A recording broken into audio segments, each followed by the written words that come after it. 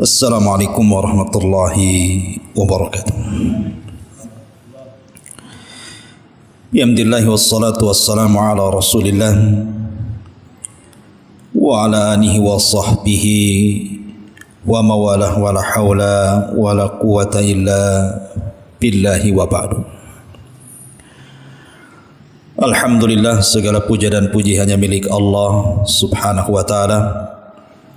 Salawat dan juga salam kita hadiahkan kepada Rasul kita Nabi besar Muhammad sallallahu alaihi wa ala alihi wasallam.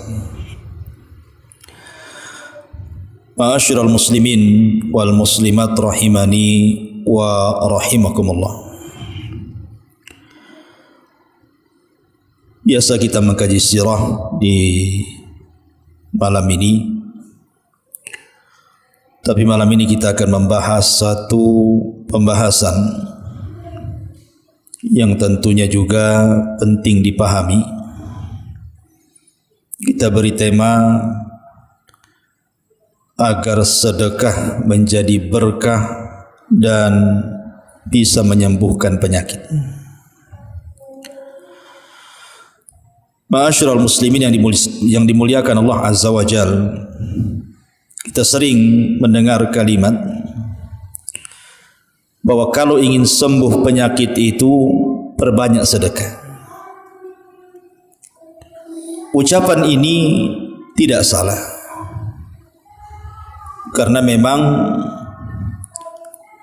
ada riwayat yang mengatakan seperti itu, di mana Nabi SAW mengatakan dawau maradakum bis sadaqah. Obati orang yang sakit di antara kalian dengan cara bersedekah. Dan kisah-kisah para ulama juga banyak dikisahkan, seperti seseorang datang kepada Abdullah ibn Mubarak mengeluhkan akan penyakitnya, kemudian Abdullah ibn Mubarak memberikan saran agar dia bersedekah dengan air. Setelah bersedekah sembuh penyakitnya. Atau kisah Imam Hakim, pengarang kitab Mustadrak, dia datang kepada Imam As-Sabuni rahimahullahu ta'ala. Kemudian Imam As-Sabuni menyarankan agar Imam Hakim ini bersedekah dengan air. Maka dia mencari tempat yang gersang tidak ada air, kemudian dia menggali sumur dan airnya disedekahkan kepada siapa yang berhajat padanya. Maka tidak butuh waktu lama sembuh penyakitnya. Artinya bahwa secara tajribah, pengalaman ataupun praktek yang ada di masyarakat baik salaf ataupun khalaf, memang sedekah itu bisa menyembuhkan penyakit. Tetapi yang harus dipahami bahwa ada beberapa perkara yang perkara ini harus ada pada setiap orang yang berniat sedekah untuk menyembuhkan penyakitnya. Sebab kalau tidak dilakukan beberapa perkara ini, 6 atau 7 perkara ini, maka percuma sedekahnya. Maksudnya bukan percuma, tapi tidak ada pengaruh kepada penyakit yang Anda sedang obati dengan sedekah itu. Sehingga bagaimana supaya betul-betul efektif sedekah yang kita sedekahkan itu bisa menyembuhkan penyakit. Ini pembahasannya. Ma'asyiral muslimin yang dimuliakan Allah Subhanahu wa ta'ala, yang pertama, ketika seseorang bersedekah dan sedekahnya diniatkan untuk menyembuhkan penyakitnya, atau mungkin penyakit orang lain, penyakit anaknya, penyakit orang tuanya, atau penyakit orang-orang yang dicintainya, maka yang pertama harus diniatkan sedekah itu mencari redha Allah dulu. Ini yang pertama, cari keridhaan Allah Subhanahu wa ta'ala. Jangan sampai kemudian ketika kita bersedekah mutlak niatnya itu hanya untuk menyembuhkan penyakit. Ini keliru. Tetapi yang pertama diniatkan adalah carilah keridhaan Allah Subhanahu wa taala. Karena ada hadis Nabi sallallahu alaihi wasallam yang dikeluarkan Imam Tirmidzi, inna idhamal jaza ma idhamil bala. Wa inna Allah idza ahabba qauman ibtalahum. Faman radiya falahu ridha wa man sakhita falahu sukhtu, kata Rasul.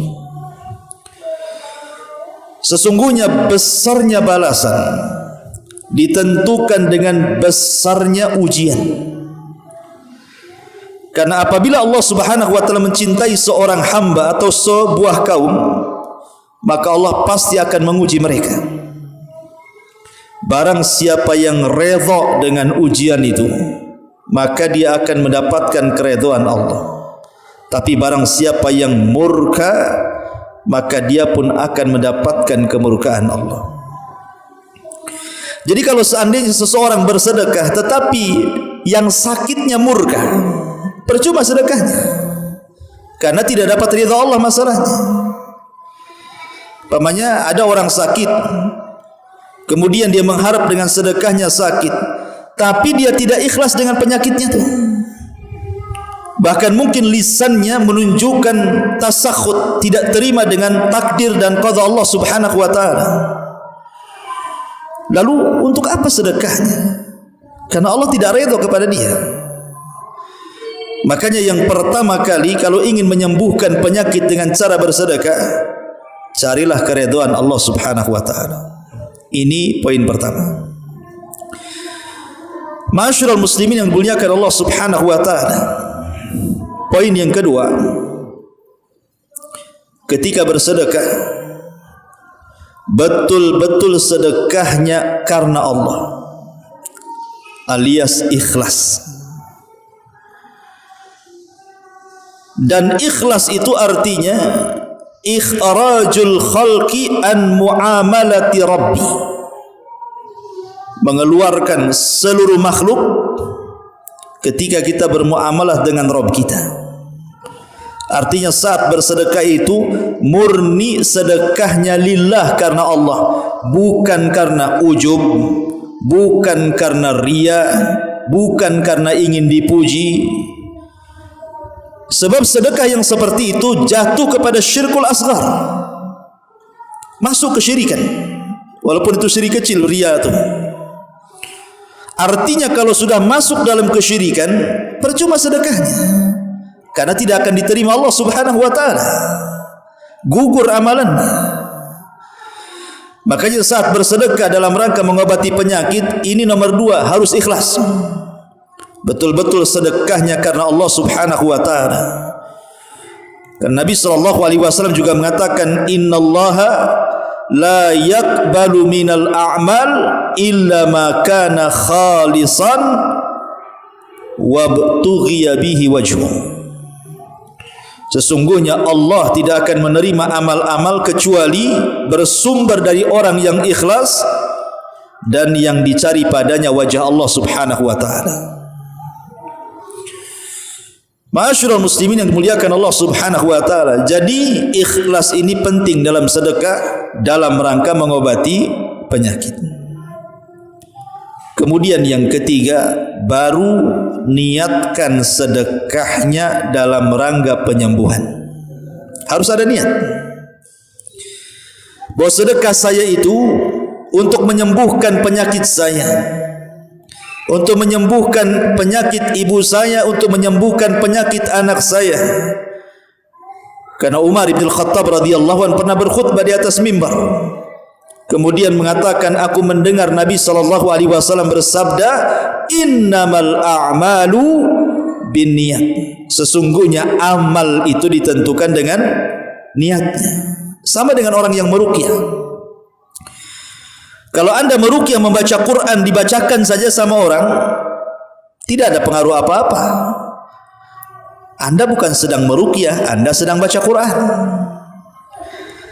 Tetapi kalau membaca Qurannya diniatkan untuk ruqyah, berarti anda sedang meruqyah.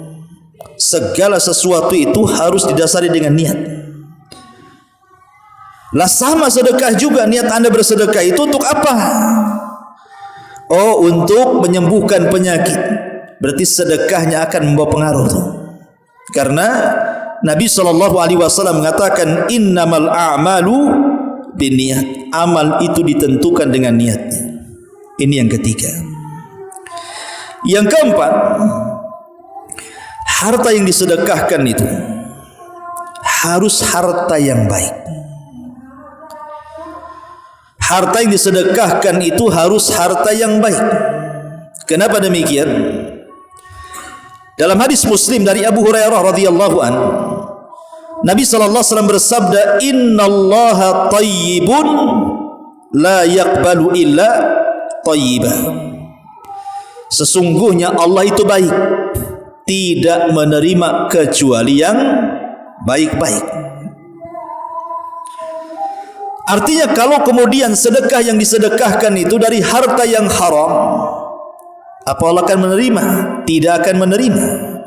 Karena harta haram itu tidak baik, dan Allah tidak menerima kecuali yang baik-baik. Berarti kalau kita hendak bersedekah dalam rangka menyembuhkan penyakit, berarti harta yang disedekahkan itu murni harta yang baik, yang diperoleh dengan cara halal. Dan juga barang yang disedekahkan atau makanan yang disedekahkan itu harus makanan yang baik, tidak membahayakan. Selain halal juga baik.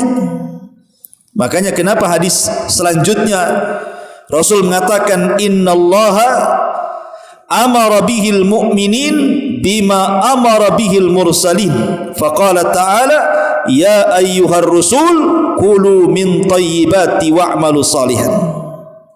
Wa qala ta'ala ya ayyuhalladzina amanu kulu min thayyibati ma razaqnakum. Sesungguhnya Allah memerintahkan kaum muslimin sebagaimana Allah perintahkan para rasul. Maka Allah berfirman, wahai para rasul, makanlah dari yang baik-baik dan kerjakanlah amal saleh. Dan Allah juga berfirman, wahai orang-orang yang beriman, makanlah dari yang baik-baik yang kami rizkikan kepada kalian. Maka yang keempat, yang disedekahkan harus yang baik-baik dan halal supaya sedekahnya diterima. Ini yang keempat. Yang kelima, saat bersedekah dalam rangka niat untuk menyembuhkan penyakit itu, jangan bersedekah karena coba-coba. Cobalah. Siapa tahu kalau saya sedekah penyakit saya sembuh, penyakit anak saya sembuh, penyakit ibu saya sembuh. Jangan coba-coba. Ibadah itu bukan coba-coba. Kita itu menyembah Tuhan yang yakin, maka harus disembah dengan keyakinan. Tuhan kita itu wujudnya ada, kita yakin adanya Allah yang menciptakan kita, yang mengatur kita, yang menghidupkan kita dan matikan kita. Masa kita kemudian menyembah Allah dengan cara ragu-ragu, dengan cara coba-coba? Harus yakin bahwa sedekah itu bisa menyembuhkan penyakit. Makanya Imam Ibnul Qayyim rahimahullahu ta'ala mengatakan, fa inna lis-sadaqati ta'siran ajiban fi daf'i anwa'il bala'i walau kanat min fajirin aw min zalimin bal min kafirin. Fa inna Allah yadfa'u biha anhu anwa'an minal bala wa hadha amrun ma'lumun indan nasi khassatuhum wa ammatuhum wa ahlul ardi kulluhum mukirruna bihi li'annahum jarrabuhu. Lihat kata-kata Imam Ibnul Qayyim. Kata Imam Ibnul Qayyim rahimahullahu ta'ala, sesungguhnya dalam sedekah itu ada pengaruh yang luar biasa ajib ketika menghilangkan berbagai macam ujian. Walaupun sedekah itu datang dari orang fajir, walaupun sedekah itu datang dari orang zalim, walaupun sedekah itu datang dari orang kafir, tetap membawa pengaruh sedekah itu. Karena Allah subhanahu wa ta'ala sudah banyak menghilangkan dengan sedekah berbagai macam bencana dan ujian, dan ini perkara yang maklum diketahui di tengah-tengah manusia, baik orang khususnya atau orang umumnya.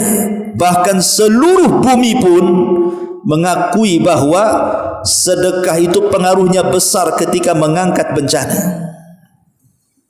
Lihat orang-orang kafir, orang-orang Yahudi, Nasrani, mereka bersedekah. Orang-orang musyrik pun mereka bersedekah, karena yakin sedekah itu membawa pengaruh. Nah, kalau orang-orang kafir mereka yakin bahwa sedekah itu membawa pengaruh di dalam mengangkat sebuah bencana, lu kita pula orang Islam tidak yakin sehingga kemudian coba-coba pula. Coba dulu kita.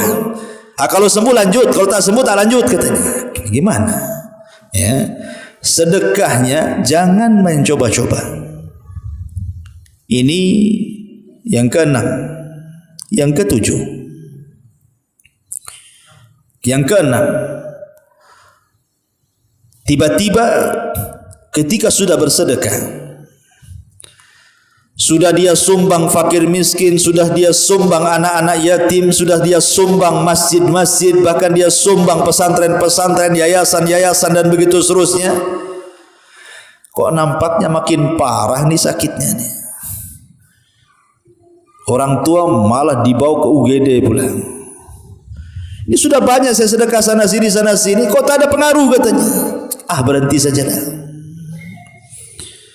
Berhenti karena tidak ada pengaruh kepada penyakit. Ini bagian daripada ragu akan kekuasaan Allah. Berarti dia enggak yakin. Harus yakin. Ya, tidak boleh dihentikan. Buat apa saya sedekah? Enggak sembuh-sembuh juga. Berarti kan niat sedekahnya itu kan murni karena dirinya, bukan karena Allah. Itu jatuh ke tidak ikhlasan nanti jatuhnya. Maka tidak boleh seseorang itu tiba-tiba menghentikan sedekahnya gara-gara tidak ada pengaruh untuk kesembuhan penyakitnya tuh. Orang itu harus yakin, tidak boleh ragu dengan kekuasaan Allah Azza wa Jalla. Allah kalau mau bisa menyembuhkan seketika. Allah juga kalau mau bisa mematikan seketika. Allah itu ala kulli syai'in qadir. Lihat di zaman dulu ada seorang laki-laki yang tidak ada satupun dosa kecuali dilakukan dia. Sampai dalam riwayat itu asrafa ala nafsihi, betul-betul tidak bawa dosa satupun, enggak bawa pahala sedikit pun, karena dia habiskan seumur hidupnya berbuat dosa. Saat menjelang ajalnya, ketakutan dia. Karena ketakutan kemudian dia kumpulkan anak-anaknya. Kemudian dia mengatakan, "Idza ana mittu fa ahrikuni." Kalau aku mati, bakar jasadku. Kemudian abuku letakkan di bagian mana di lautan yang ada di bumi ini. Kau letakkan lautan sana, kau letakkan lautan sini. Jangan satu lautan.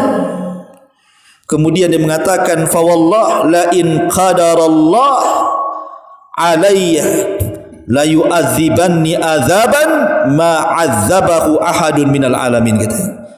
Sebab kalau Allah Subhanahu wa taala bisa membangkitkan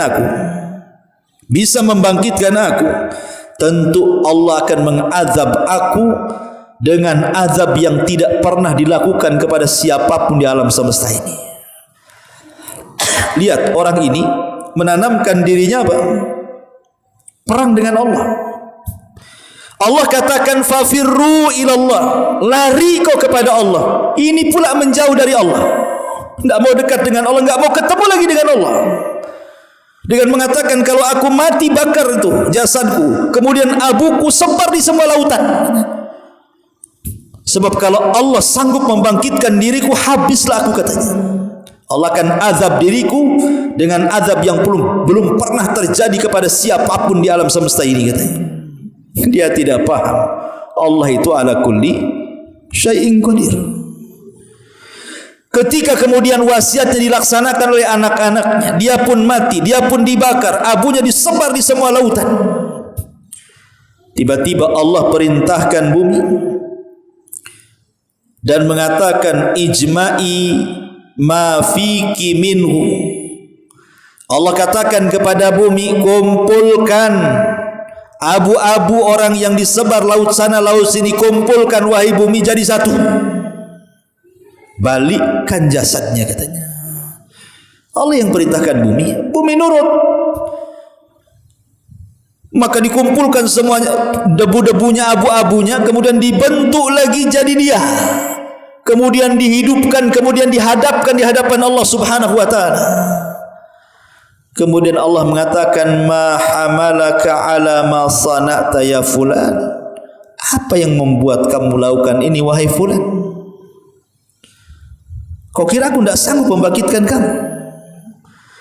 Maka dia mengatakan, qala ya Rab khasyatuka, tidak lain dan bukan karena takutku kepadamu. Karena melihat bahwa alasannya karena takut kepada Allah Azza wa Jal, akhirnya Allah ampuni dosa-dosanya dan Allah masukkan ia ke dalam surga. Tapi lihat, innallaha ala kulli syai'in qadir. Allah itu atas segala sesuatu maha mampu. Maka jangan kemudian kita katakan, buat apa sedekah? Toh sudah saya sedekah banyak, udah ratusan juta pun saya sedekah ini, penyakit saya makin parah, penyakit anak saya makin parah, sekarang ibu saya juga meninggal umpamanya, dan begitu seterusnya. Maka jangan mengatakan seperti ini, dan jangan melakukan seperti ini. Ini yang nomor 6. Yang nomor 7, ketika bersedekah, jangan menyakiti orang yang diberi sedekah dengan mengungkit-ungkit pemberian. Di dalam Al-Quran Allah Subhanahu wa taala mengatakan, ya ayyuhalladzina amanu la tubtilu sadaqatikum bil manni wal adha. Wahai orang-orang yang beriman, jangan kalian batalkan sedekah-sedekah kalian dengan bil manni wal adha, dengan menyebut-nyebut ataupun menyakiti orang yang kita sedekahi. Percuma kita sedekahnya. Kalau sedekahnya dalam rangka menyakiti orang, mengungkit-ungkit pemberian kepada orang, enggak ada manfaat sedekahnya dan tidak bisa menyembuhkan penyakit yang seperti ini. Karena batal semua amalannya. Kalau batal semua amalannya, buat apa sedekahnya? Maka ini penting, tidak menyakiti orang yang diberi sedekah dengan mengungkit dan menyakiti orang yang disedekahi. Kemudian yang ke-8, boleh jadi kalau seandainya Anda sudah bersedekah, bukan sedikit, boleh jadi sudah ratusan juta, bahkan mungkin miliaran nampaknya, anggap saja seperti itu. Kok tidak disembuh-sembuhkan penyakitnya? Kok penyakit saya malah lebih parah lagi atau makin parah? Anak saya makin parah sakitnya, orang tua saya makin parah. Saya sudah berusaha bersedekah, kok tak sembuh-sembuh pun. Ingat, ada 3 perkara yang harus Anda pahami. Ketika Allah Subhanahu wa taala tidak mengabulkan permintaan kita dengan sedekah kita agar penyakit kita hilang, penyakit anak kita hilang, penyakit orang tua kita hilang, satu, boleh jadi Allah sedang mencintai orang yang sakit itu. Boleh jadi Allah sayang dengan orang yang sakit itu, sehingga sengaja tidak disembuh-sembuhkan sama Allah. 2, boleh jadi mungkin yang sakit itu banyak dosa. Mungkin dia banyak dosa, diperpanjanglah sakitnya supaya dosa-dosanya digugurkan, sehingga ketika dia lama sakit kemudian sembuh, sudah tak punya dosa lagi dia. Atau Allah sedang mengangkat derajatnya dan mempersiapkan tempatnya yang baik di sorga sana. Kita tidak tahu. Kalau Allah takdirkan kemudian habis sedekah rupanya meninggal, boleh jadi dengan meninggalnya itu sudah, pertama sudah takdir dia, yang kedua memang Allah berkehendak seperti itu, dan Allah sudah tempatkan derajatnya atau mempersiapkan tempat yang baik dan terbaik bagi orang yang sakit itu. Perhatikan beberapa riwayat hadis-hadis Nabi SAW. Pertama hadis Abu Hurairah. Nabi SAW mengatakan, ma yazalul bala bil mu'mini wal mu'minati fi nafsihi wa waladihi wa malihi hatta yalqallah wa ma alaihi khati'ah. Akan senantiasa al-bala, ujian itu, dengan seorang mukmin ataupun kepada mukmin perempuan dan laki-laki. Baik ujian itu mengenai dirinya, diuji kesehatannya, atau mungkin ujian itu kepada anaknya, dibuat sakit anaknya, ataupun wamali kepada hartanya, dibangkrutkan usahanya. Akan senantiasa manusia itu diberikan 3 ujian itu, mungkin kepada diri kita, kepada anak kita, kepada usaha kita, sampai betul-betul dia berjumpa dengan Allah dan dia tidak memiliki sedikit pun kesalahan di hadapan Allah. Makanya kata ulama salaf mengatakan, laula masaibud dunya lawaridnal qiyamata mafalis, katanya. Kalau bukan karena musibah-musibah dunia, tentu kita akan menghadap Allah menjadi manusia-manusia bangkrut, tak punya pahala. Kalau bukan karena musibah, tentu kita akan menghadap Allah itu menjadi orang bangkrut. Artinya dengan sabarnya kita ketika sakit, dengan mengharapnya pahala saat sakit atau menerima musibah-musibah yang lain, dengan sebab itulah Allah gugurkan dosa kita.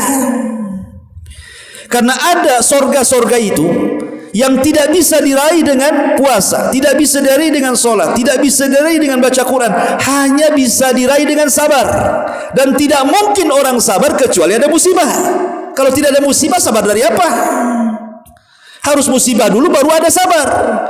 Dan Allah katakan dalam Al-Quran, innama yuwaffis sabiruna ajrahum bighairi hisab. Allah akan berikan balasan bagi orang-orang yang sabar itu tanpa batas. Ini hadis pertama. Hadis yang kedua, Nabi SAW mengatakan ketika menceritakan tentang umniyatu ahlil afiyah, cita-cita, angan-angan orang-orang yang sehat ketika di dunia, tetapi mereka di akhirat memandang orang-orang yang banyak musibah ketika di dunia. Apa cita-cita orang-orang yang sehat di dunia ketika di akhirat memandang orang-orang yang banyak ujian di dunia ketika di akhirat? Kata Nabi SAW, yawaddu ahlul afiyati yaumal qiyamah, yawaddu ahlul afiyati yaumal qiyamah hina yu'ti ahlal bala as-sawab law anna juludahum kanat quridat fid dunya bil maqarid, katanya. Orang-orang yang tidak pernah diberikan banyak musibah di dunia, kemudian mereka meninggal, melihat orang-orang yang banyak musibah di dunia kemudian meninggal, saat Allah memberikan balasan itu kepada orang-orang yang banyak musibah di dunia dengan balasan yang banyak di akhirat, apa kata orang-orang sehat itu? Yawaddu ahlul afiyah, mereka pun berkeinginan pada hari kiamat saat melihat orang-orang yang banyak musibah diberikan pahala yang banyak, kalau seandainya kulit-kulit mereka dikelupaskan dari daging-daging mereka dengan gunting, katanya. Tapi tidak mungkin, mereka sudah di akhirat semuanya, tidak mungkin balik ke dunia. Tapi lihat kecemburuan orang-orang yang disehatkan badannya di dunia ketika di akhirat kepada orang-orang yang banyak musibah di dunia ketika di akhirat. Ma'asyiral muslimin yang dimuliakan Allah Subhanahu wa taala. Kemudian hadis yang ketiga, Nabi sallallahu alaihi wasallam mengatakan, innallaha idza ahabba qauman ibtalahum. Allah itu kalau cinta dengan sebuah kaum, pasti Allah akan menguji kaum tersebut. Artinya orang sakit itu kalau dia sabar mengharap pahala Allah dan juga tidak kunjung sembuh, itu tanda Allah cinta kepada dia. Ya. Dan Nabi juga mengatakan, idza maridul abdu aw safar kutiba lahu mithlu ma kana ya'malu muqiman sahihan. Apabila seorang hamba sakit atau safar, maka aktivitas ketika sehat, baik baca Qur'annya, baik solat malamnya, baik puasanya, tiba-tiba dia sakit tidak bisa mengerjakan itu lagi, tetap dicatat seperti kebiasaan sehatnya. Kan enak tuh ya. Jadi waktu kita sehat kita bisa solat malam, ketika kita sehat kita bisa puasa, ketika kita sehat kita bisa baca Quran, kita bisa zikir, kita bisa silaturahim, berkumpul kawan-kawan dan begitu seterusnya, hadir di majelis ta'lim. Ketika sakit semua tidak bisa dikerjakan. Tetapi kalau memang kebiasaan sebelum sakitnya dia beramal saleh, maka ketika sakit walaupun dia tidak bisa mengerjakan tetap dapat pahala dari kebiasaan-kebiasaan yang dia lakukan tuh, walaupun dia tidak melakukannya. Kan enak tuh orang sakit itu ya, kalau di situnya enak gitu ya, kalau sakitnya tak enak lah gitu. Artinya dari segi pahalanya kan enak, nggak melakukan sesuatu, nggak sholat malam tetap dapat pahala sholat malam, karena kebiasaan ketika sehatnya sholat malam. Ketika dia sakit dapat pahala puasa, padahal dia tidak puasa karena kebiasaan ketika sehatnya dia suka puasa. Luar biasa ya. Ma'asyiral muslimin yang dimuliakan Allah Subhanahu wa taala. Makanya Sufyan Ats-Tsauri rahimahullahu taala mengatakan apa? Laisa bifaqihin man lam yu'addul bala'u ni'matan warrakha'u musibatan. Bagus sekali perkataan Sufyan Ats-Tsauri. Kata dia bilang apa? Laisa bifaqih, bukanlah orang itu dikatakan cerdas. Tidaklah orang itu dikatakan cerdas. Berarti kan kebalikan cerdas ya bodoh berarti. Ya.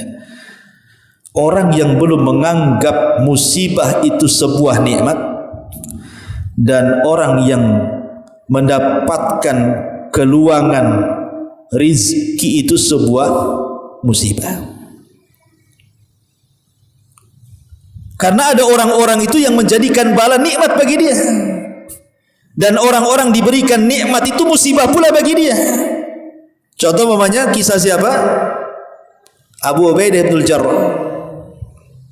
Dikirim uang banyak-banyak sama Umar bin Khattab, 1000 dinar. Ketika sampai di rumahnya dia mengatakan inna lillahi wa inna ilaihi rajiun. Kata istrinya, apakah Umar bin Khattab meninggal? Katanya. Kenapa kau istirja? Katanya. Kata Abu Ubaidah, enggak, Amirul Mukminin tidak meninggal. Justru aku mendapatkan musibah yang lebih besar daripada meninggalnya Amirul Mukminin. Kata istrinya, apa itu? Tengok uang banyak ini katanya. Kata Abu Ubaidah, kalau begitu sumbangkan semuanya. Maka oleh istrinya disumbangkan semuanya kecuali dengan tinggal 2 dinar. Kata Abu Ubaidah, 2 dinar ambil tuh katanya. Dari 1000 dinar tuh dalam 1 hari itu disumbangkan semuanya, kecuali hanya mengambil 2 dinar. Itu dilempar ke istrinya, ambil tuh tinggal 2 dinar katanya. Ada orang-orang yang ketika diberikan nikmat itu jadi musibah bagi dia. Dan ada orang-orang yang ketika diberikan musibah itu nikmat pula bagi dia. Contohnya siapa? Urwah ibn Zubair. Urwah ibn Zubair ini di kakinya punya penyakit, mungkin semacam gula lah. Kan harus dipotong kan. Banyak kan orang-orang punya penyakit diabetes itu kan kadang-kadang sampai diamputasi. Jadi Urwah itu punya penyakitnya mungkin semacam diabetes atau apalah gitu. Yang jelas kaki satunya harus dipotong, diamputasi. Orang ini mengatakan, ya Urwah, karena zaman itu kan belum ada obat bius, ya kan? Ditawari apa? Khamr. Minum khamr ini wahai Urwah, supaya saat ku potong kakimu tak terasa, katanya. Kau lagi mabok katanya gitu ya. Kata Urwah, kalau saya mabok tiba-tiba kau potong tuh kakiku, aku mati. Celaka, aku mati saat mabok katanya. Nggak mau aku katanya. Dia bilang kan itu. Lalu gimana wahai Urwah? Ini sakit masalahnya. Tak masalah sakit, tunggu aku ambil wudu, saat aku sholat 2 rakaat kau potong kakiku. Sebab kalau aku mati saat kau potong, aku mati sedang sholat katanya. Luar biasa ulama dulu itu. Betul-betul dia sholat, potong kakinya, saking khusyuknya. Tidak terasa itu kakinya dipotong. Baru terasa itu setelah dia sholatnya selesai, baru dia kesakitan sampai pingsan. Ya. Ada orang khusyuk tuh lagi dipotong kakinya. Habis itu setelah dia sadar, tiba-tiba mengatakan, alhamdulillah ala kulli hal, katanya. Alhamdulillah kakiku dipotong, katanya. Alhamdulillah pula kakinya dipotong. Kemudian dikatakan, wah kakimu dipotong kau masih mengucap alhamdulillah. Ya, karena Allah kasih 4 anggota badan, 2 tangan, 2 kaki. Kalau 1 kaki potong masih ada 3, katanya. Nah, kan enak tuh jawabannya. Kan itu. Siapa di antara kita yang bisa ngomong begitu? Di waktu yang sama datang berita, ya Urwah, anakmu meninggal. Alhamdulillah, katanya. Alhamdulillah lagi itu, kan. Hei Urwah, anakmu meninggal, kenapa kau bilang alhamdulillah? Anakku 7, kalau mati 1 tinggal 6, masih ada 6. Jadi ada orang-orang itu yang diberikan musibah itu nikmat bagi dia, dan ada orang-orang yang diberikan nikmat musibah pula bagi dia. Kan luar biasa kan itu ya.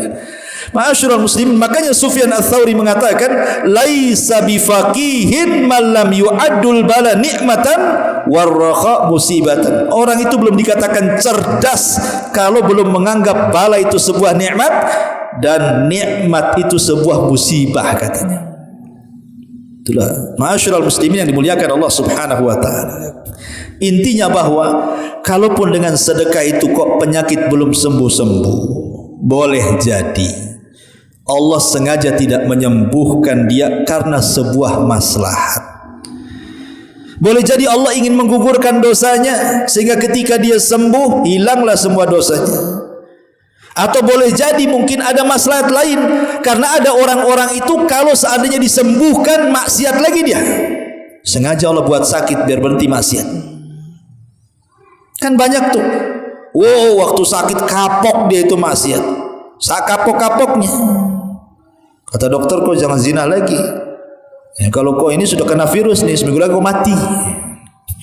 Oh, takut tobat luar biasa. 1 minggu kau tak mati-mati gitu. Ini hoax ini aja dokter nih katanya. Maksiat lagi dia, naudzubillah gitu, naudzubillah. Tapi hebatnya kadang-kadang ucapan dokter ini lebih sakti dibandingkan ustaz. Ustaz keluar dalil-dalilnya, mau Quran, Qurannya enggak peduli orang mau mabuk, mau zina, mau judi. Itu kalau ustaz yang ngomong.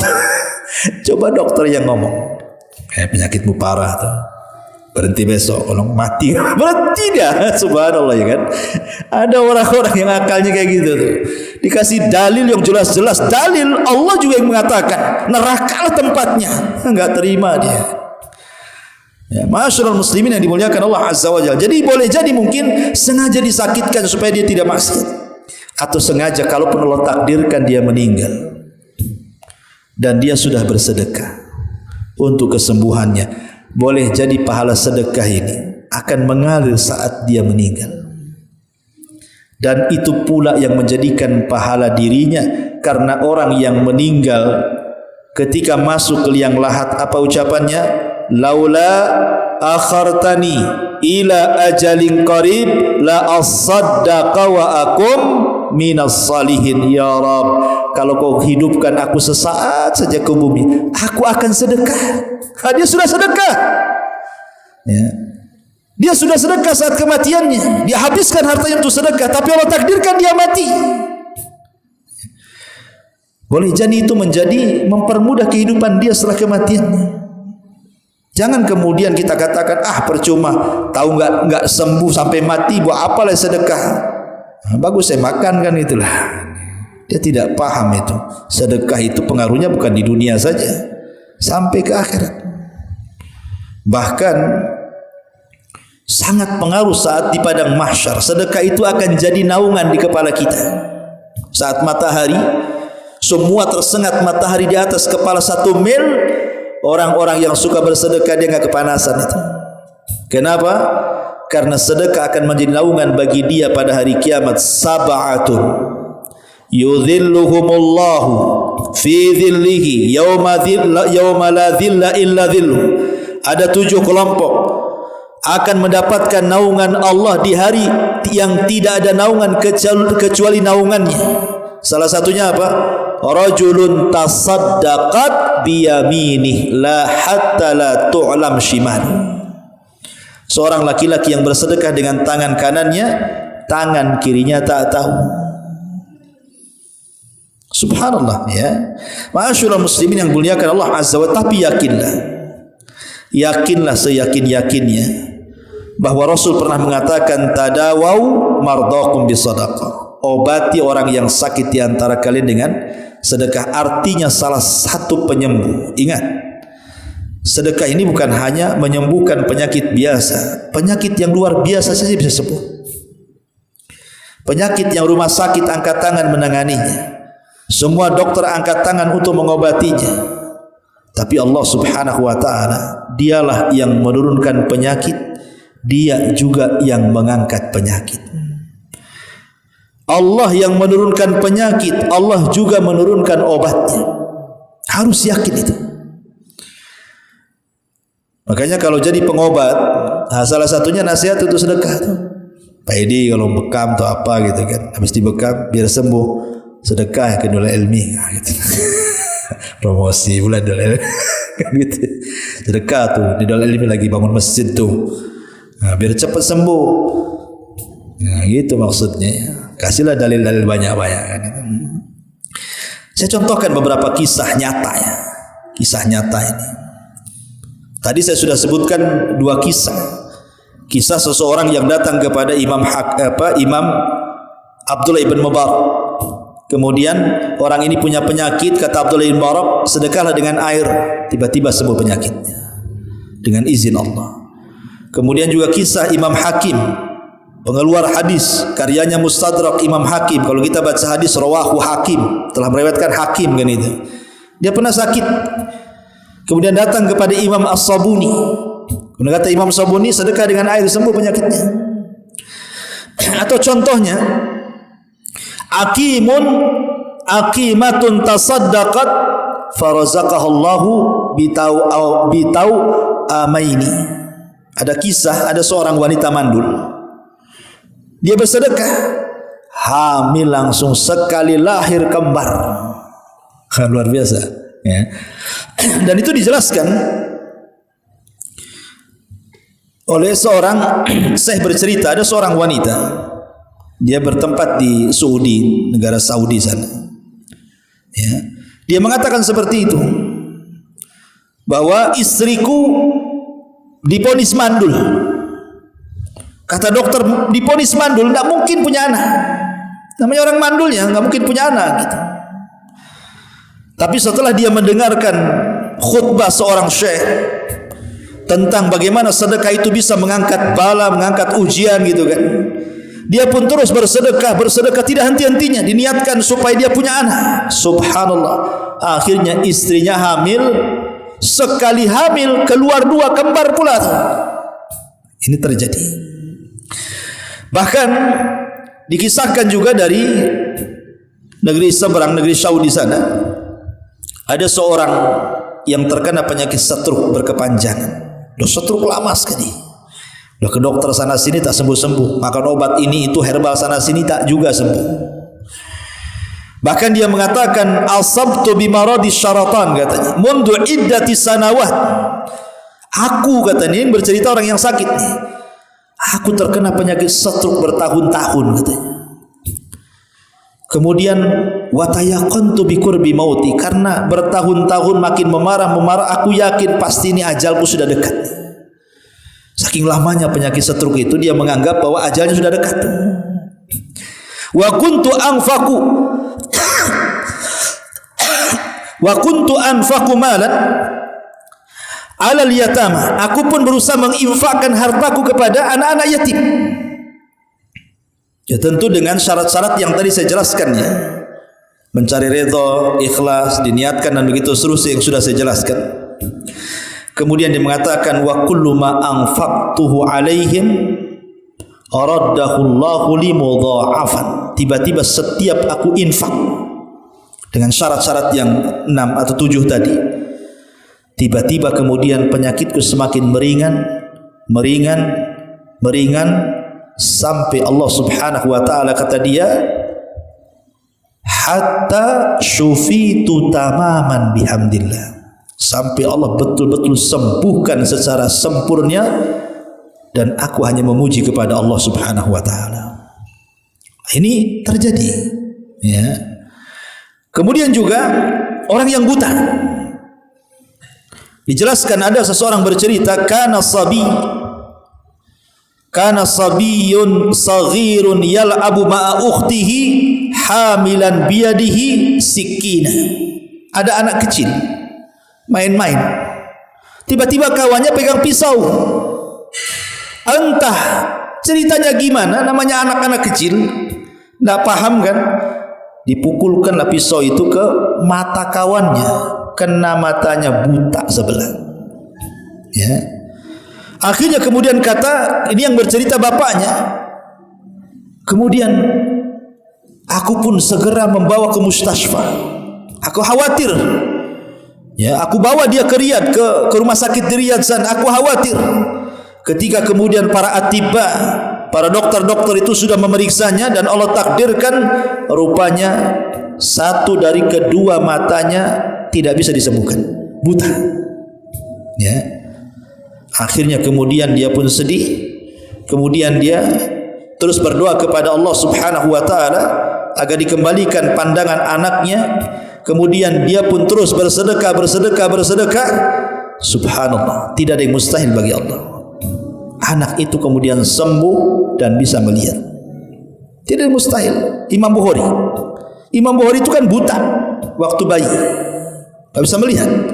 Tapi ibunya berdoa tiap malam supaya pandangannya dikembalikan. Dalam mimpinya ibunya Imam Bukhari ketemu Ibrahim alaihissalam, ketemu Nabi Ibrahim. Kata Nabi Ibrahim, putramu sudah dikembalikan pandangannya oleh Allah. Pas dia bangun rupanya Imam Bukhari sudah melihat. Padahal dia buta bertahun-tahun waktu kecilnya. Tapi tidak ada mustahil bagi Allah Subhanahu wa taala. Wallahu a'lam. Mudah-mudahan ada manfaatnya. Subhanallah, hamdika, asyhadu an la ilaha illa anta, astaghfiruka wa atubu ilaik. Allahu taala a'lam. Assalamualaikum warahmatullahi wabarakatuh.